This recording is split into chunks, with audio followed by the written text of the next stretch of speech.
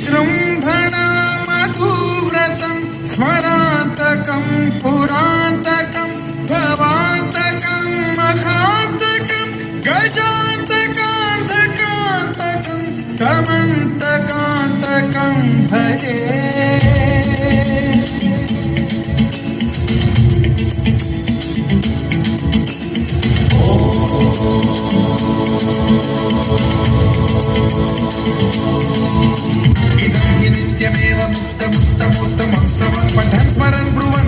विशुद्धिमेति सन्ततं हरे गुरौ सुभक्तिमाशु याति नान्यथा गतिं विमोहनं हि देहिनां शङ्करस्य चिन्तनम्।